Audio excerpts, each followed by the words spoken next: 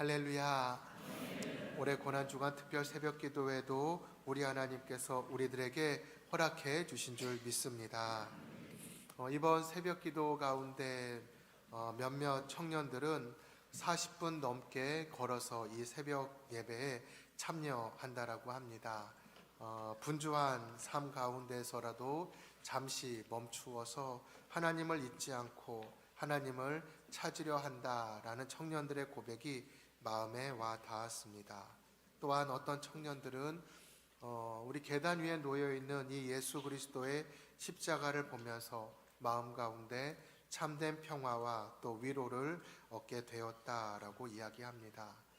또 어떤 장로님께서는 첫 버스를 타고 남들보다 먼저 이렇게 나와 교회의 빈자리를 지키며 하나님을 예배하는 자리를 지킨다라고 말씀하시는 시몬의 헌신을 떠올리게 하는 장로님도 계시고, 또 눈물로 자신을 품어주고 안아주는 권사님의 품속에서 나는 베로니카를 느꼈다라고 이야기를 하는 분도 계십니다.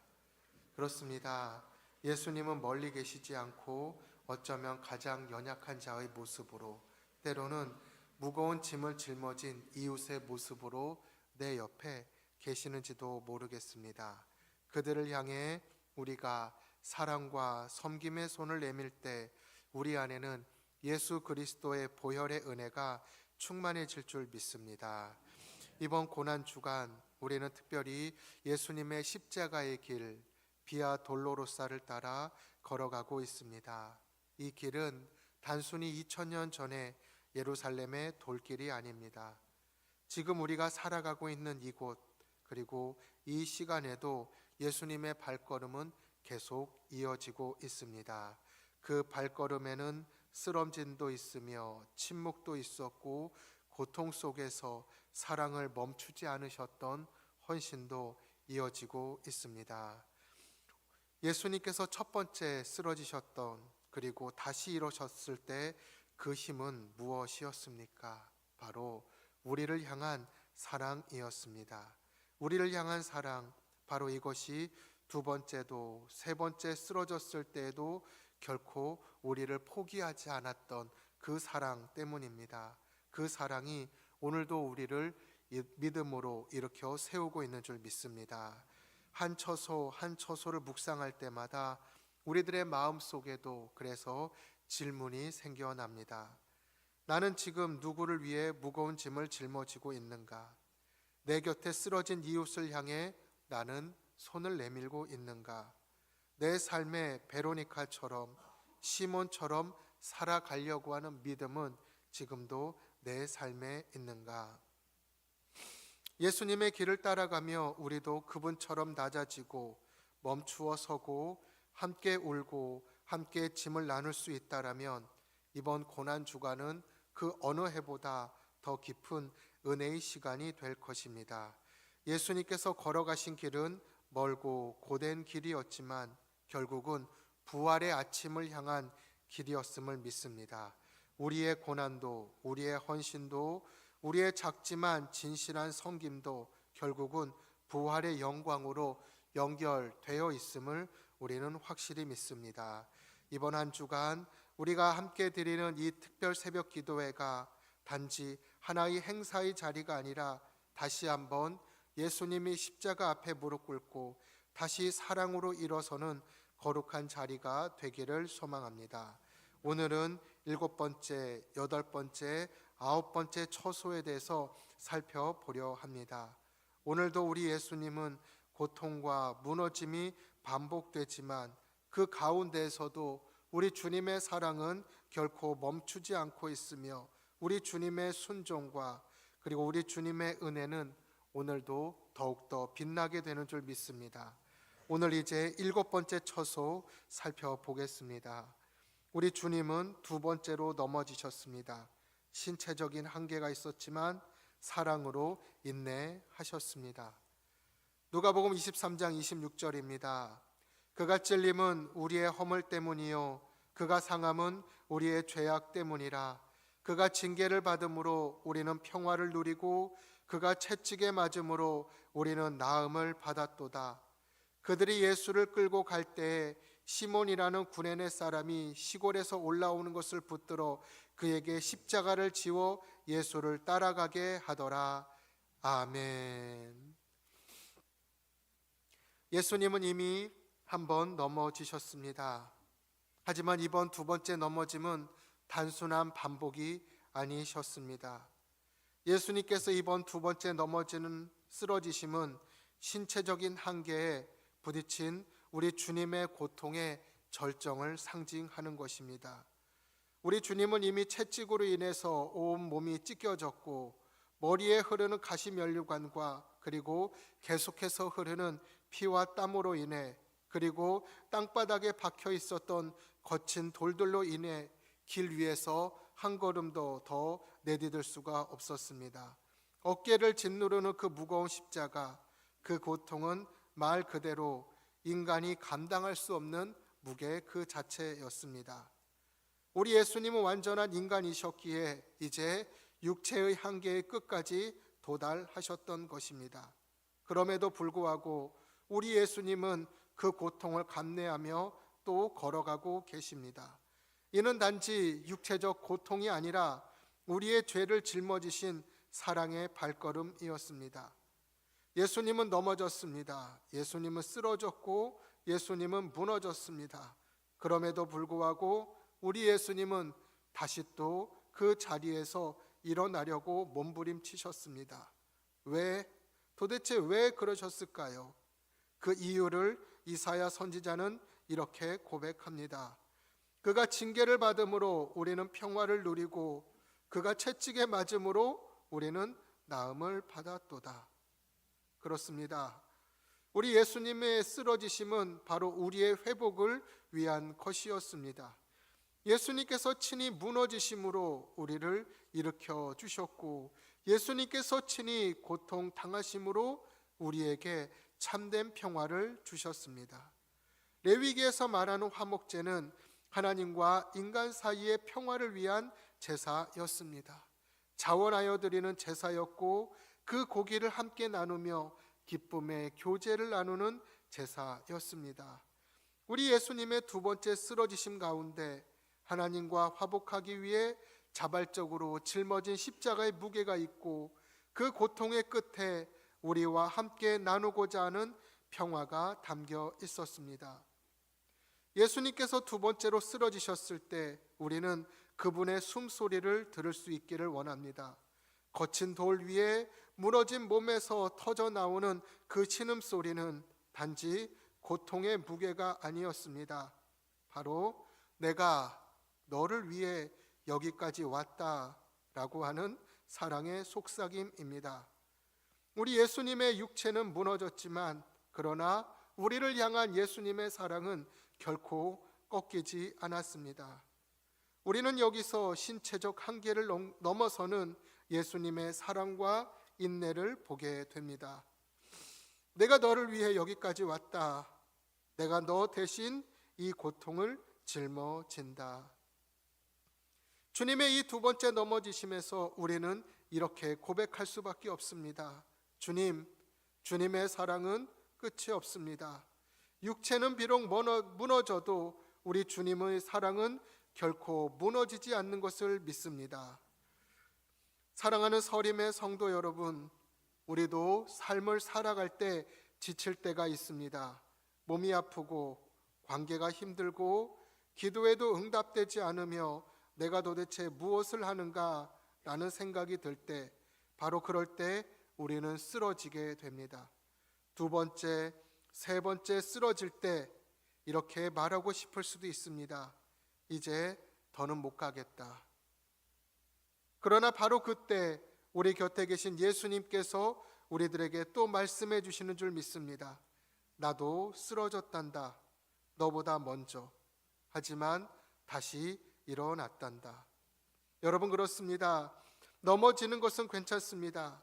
문제는 그 자리에 주저앉아 우리 주님을 놓쳐버리는 것입니다. 그러니 오늘도 신체적 고단함으로 주저앉은 자리가 있다라면 그 자리에서 우리 주님을 바라볼 수 있기를 바랍니다. 그분도 우리와 똑같은 자리에 엎드리셨고 똑같은 자리에 쓰러지셨지만 우리 주님은 다시 또 일어나셨습니다. 그 사랑을 바라보며 우리도 일어날 수 있기를 소망합니다. 8번째 처소입니다.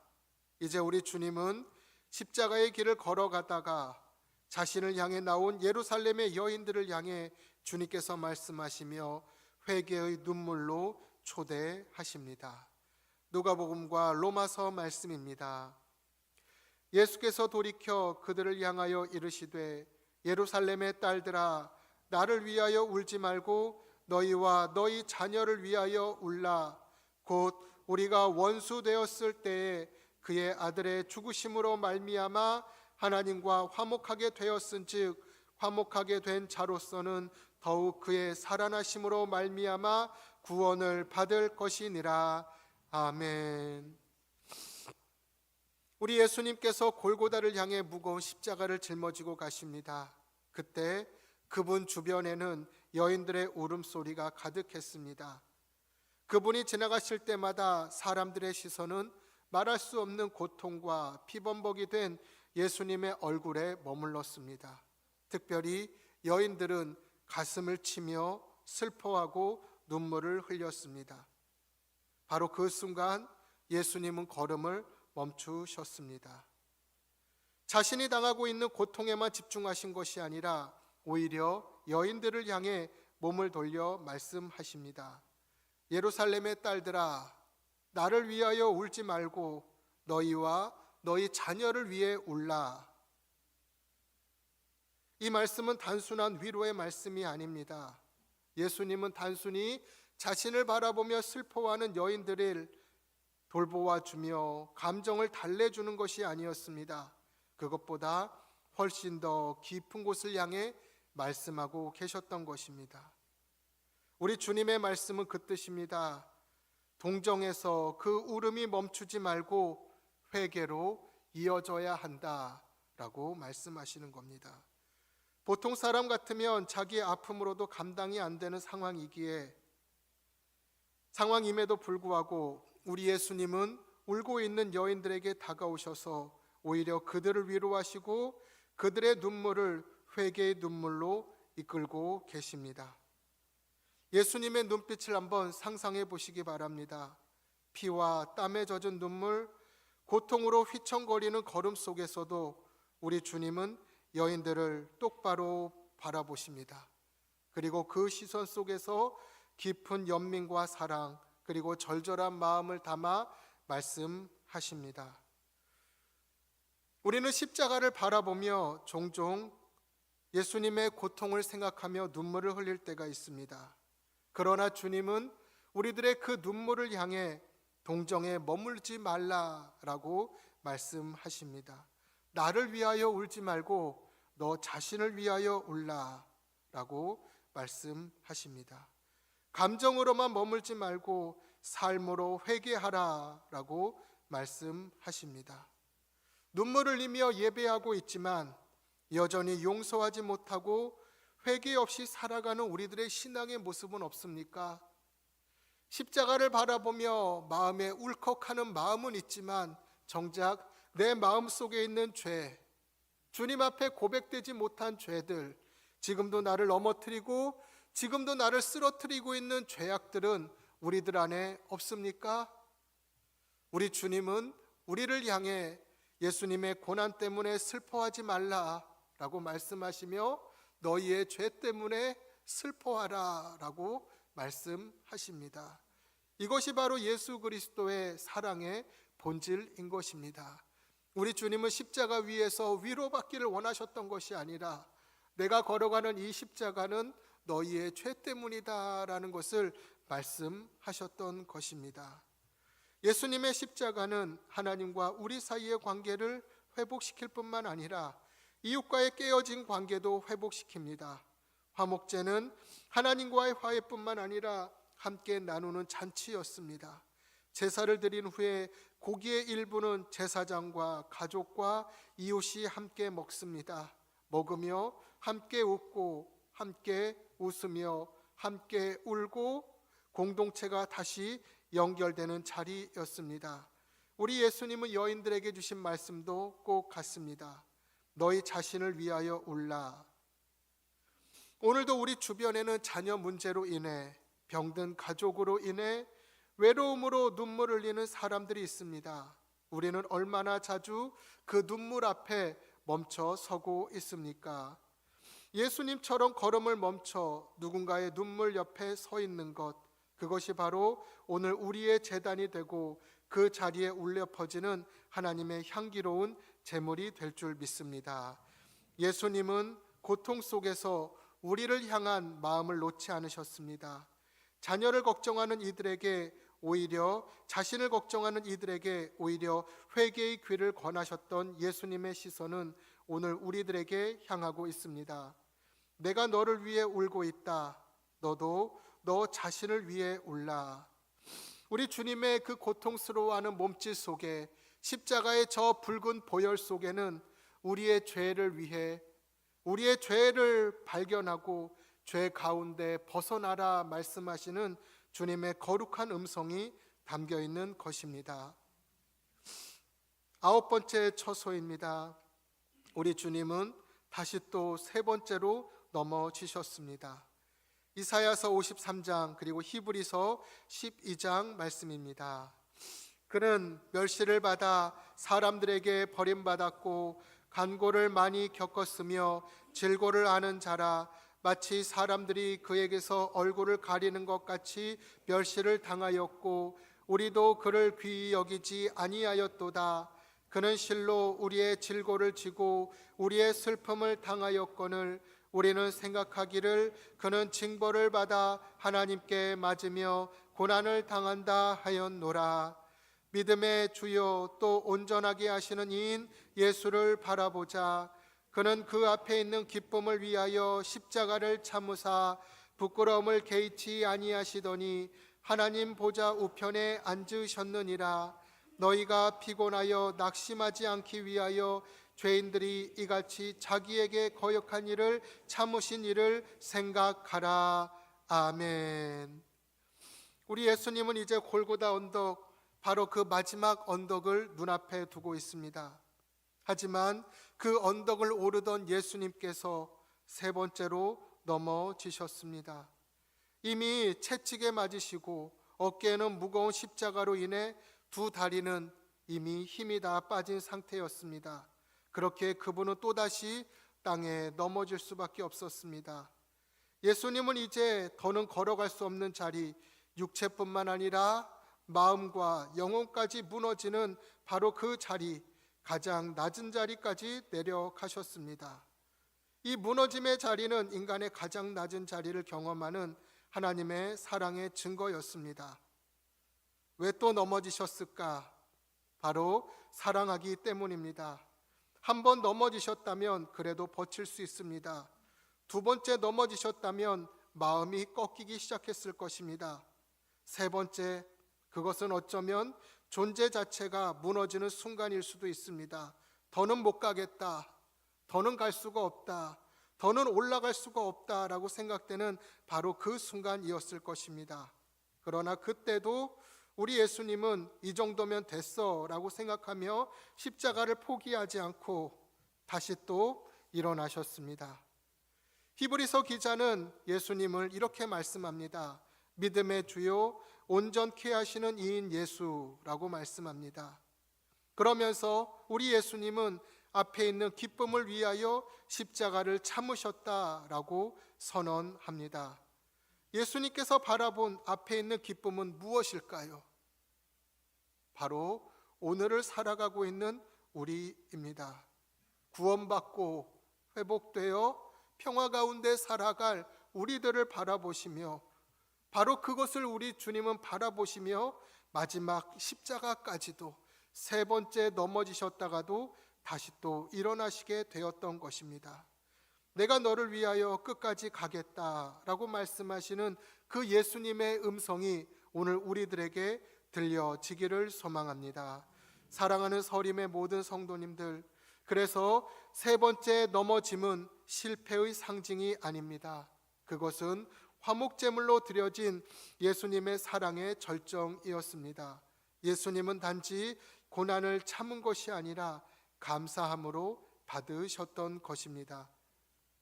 오늘 우리는 세 번째 넘어짐 앞에서 혹시 이러한 생각이 들지는 않습니까? 우리들에게 맡겨진 그 무거운 십자가로 인해서 육체도 지치고 마음도 무거워지고 기도도 나오지 않는 그러한 자리에 혹시 계시는 분이 계십니까?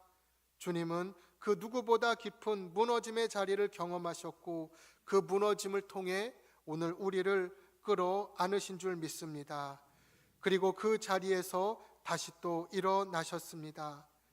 우리는 바로 이러한 주님의 길을 따라 오늘도 또 일어나 주님의 손을 부여잡고 우리들에게 맡겨진 십자가의 길을 걸어가는 우리 모두가 될 수 있기를 소망합니다. 이제 함께 말씀을 묵상하겠습니다.